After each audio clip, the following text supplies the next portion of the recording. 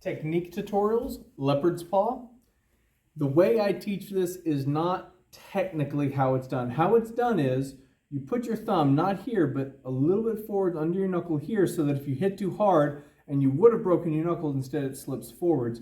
I don't like that because when I'm teaching students, I don't want to teach them a technique that they have to get it quite so perfectly to avoid injury.